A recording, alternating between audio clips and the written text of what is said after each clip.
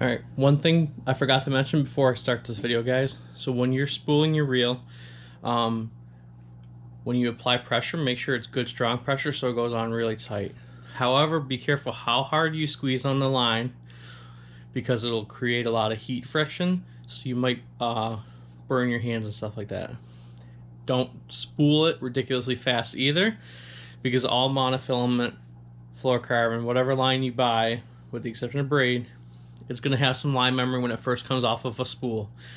So just be careful how fast you spool it, because it'll go on like clumped and looped and stuff like that.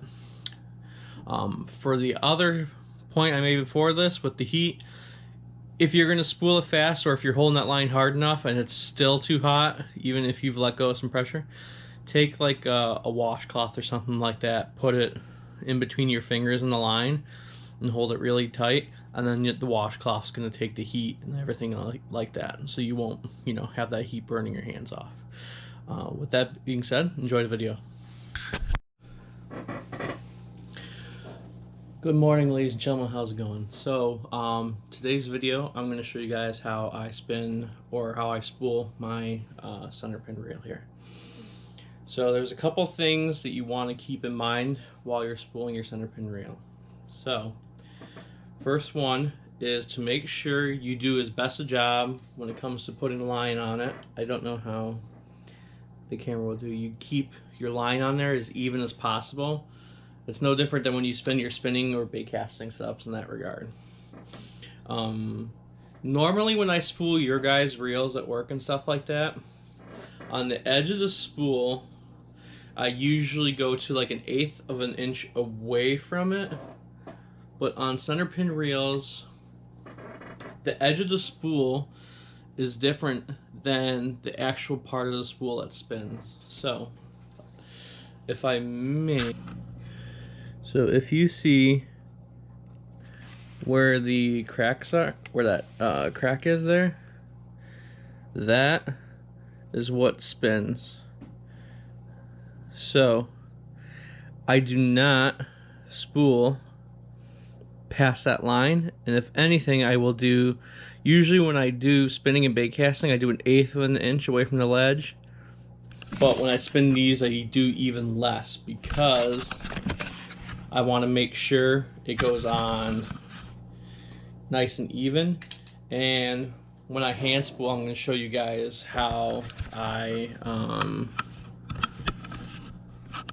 spool it such that it goes on evenly, because obviously there's no way for the spool to actually spool itself evenly like a bait caster, how it has the bar on it, so it guides the line back and forth. Your spinning reels and stuff like that, it has the bail on it, so it guides it up and down to keep it evenly on there. There's nothing like that on your Centerpin. And when you go and you're fighting fish and you're retrieving line, how I spool this guy by hand is I take my fingers and stuff like that, and I will guide it back and forth and apply pressure on one side of the reel versus the other side of the reel. Now you have to think, when you're fighting a fish on one of these, that it's essentially the same thing as you applying pressure on that. So if you're fighting a fish off to your left, then the line is going to start getting pulled to your left if the fish is applying pressure to your left. So then you end up with an uneven distribution, and then you can get it so it's covering that guide right there, basically the spool part. And then obviously when that happens, it's overfilled even though it's not overfilled, if that makes sense. So it ends up just causing a mess, and it gets grindy and it gets clogged because it's got too much line on one side, and it's basically blocking your reel from spinning. So the first thing you do with this is some sort of backing on here. So specifically, the line that's on here is basically fly Dacron. If I had to guess why we put this on here, I would guess it's very similar to how the fly guys do it with their fly lines and stuff like that. Fly line is pretty expensive. Centerpin line specific stuff is pretty expensive. Colville's just re-released their chromium. This stuff goes for $40 a spool, so it's pretty pricey. If I had to guess, that's probably why we do the Dacron backing underneath of it, just so that way we're not doing an entire spool of this with $40 line. And at the end of the day, most of the time, you're not ever gonna go through. So like that spool's 250 yards. The bottom half of that spool is already never gonna pretty much see the light of day on this thing in most cases. So we try to make it more cost efficient, so to speak, by putting the Dacron on there. I'm pretty sure Dacron goes for like 10 to 20 bucks for a 300-yard spool or a 100-yard spool or something like that. If I had to guess, rather. I haven't bought Dacron for a long time for any of my fly reels. First things first, though, you put that on there. The guys at the shop at Koval's were nice enough to put that on there for me. And then what you got to do is get your spool, and then you got to connect your Dacron and your main line with a line-to-line tie. It doesn't. The only thing I would suggest with your line-to-line tie, make it tight enough to the point where it's not this massive clump, because when you go to spool the rest of this line on here, it makes it incredibly difficult to make it even and work around that lump that's in there. So just make sure your line-to-line tie, the actual knot when you cinch it down, is a small knot. And when I get everything set up, I'll show you, because I don't want to sit here making it longer than it needs to be for the video. So once I get my line-to-line tie done, I will start this up and I'll show you how it looks and what my personal recommendation is for a knot size for it. Alright, now that I got that knot tied, so that's all the bigger I got it. Try to put my thumb up there so you guys can kind of see it. I would ideally even like that even smaller, but for purposes of what I'm doing right here, I have enough experience with lining this stuff that I could work around that and be okay with it, and it's not ridiculously huge where it would even make an impact for me. But ideally something a little bit smaller than that, but I mean, if this is all the smaller you could get it, that's completely fine. Alright, so now when you go to spool this, my suggestion, and this goes for all reels regardless of it's Centerpin, spinning, bait caster, is that whatever rod you are putting this on, so for me, my rod's a 4-piece, so I broke it down to just a 1-piece. Have the rod in your hand and holding the rod and the reel. It is just easier for keeping tension like this and being able to guide the line back and forth, in my opinion. So I'm spooling this and finding the way to get the spool to spin and have the line come off nicely. That's another challenge. Pro tip, if your toilet paper holder is large enough to go through the center spool, use that. It's so much easier than using a pen and pencil. So much easier. So as I'm spooling this, I'm making sure that I'm taking my finger and guiding the line back and forth on it, okay? So that way not one side is getting overdone and then it's uneven and everything like that. But you're basically just taking your finger.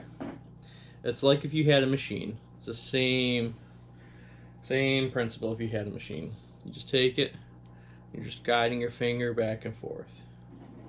This is a lot easier to do on the machine, but if you don't have a machine at home, which I'm guessing a lot of you don't, this is all you got to do. But that's pretty much it. I'm going to go back and forth over and over until it's done. I'm going to time myself to let you guys know and give you guys a rough estimate how long it takes to do this, something like this by hand. I have a feeling it's going to take me about 5-10 minutes to do it. And then when it's all said and done, I will show you how much of a gap I left in between the spinning part of the reel and the actual backing plate for it. And I'll show you what I got when I'm done. Alright, so that took me about 7-8 minutes, just like I thought. It's incredibly thin for 12-pound test. Like, I'm kind of surprised. This is the first time, like I said, I've ever used this stuff. I wasn't into centerpin fishing when this was still around, and then it went out for a while and they didn't have any more. But I'll give you a look of what I have on the spool. And ideally, I would even like a little bit more that's on there, but this thing that's a 250 yard spool line. I am never probably ever going to use this. It was actually probably kind of silly that I put all that on there with it being as expensive as it is, but I guess I don't have to spool for anything for a little while. But I'll show you what I got.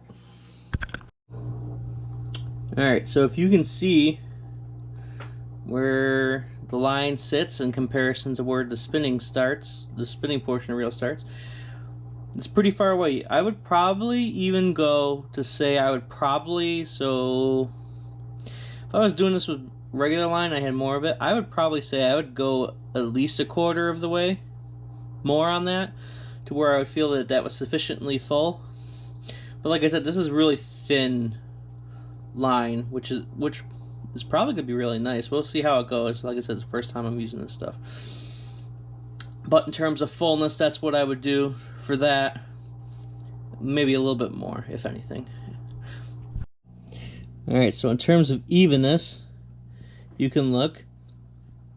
So I definitely spool a little bit more to the left on this. If you can tell how it's sitting. I don't know how likely you are to see. Right there's probably the best. So you can see a little bit over here on the left on the inside handle. It's sloped a little bit more towards that side. But in terms of evenness, it's pretty close. It's not perfect, but it's pretty close, and it'll serve its function. Alright, so with that being said and done, I hope this helps you when you go to spool your own centerpin, if you're going to do them by hand. Like I said, this is just my opinion. This is just how I do it. This is just how I'm comfortable with it in terms of how much line's on there, how flat it is, how even it was sprayed out. That's just my opinion. That's what I find is best in terms of not having any issues where it gets caught on the reel because it's lumped over on one side versus the other. Or where I found where when you're fighting fish and they start to pull a line one side of the reel to the other where it won't load it up, and then you have an issue in terms of, at least from a capacity standpoint, over spooling it. I hope you guys enjoyed it. I hope you learned something from it. I will catch you guys in the next one. Thanks for watching.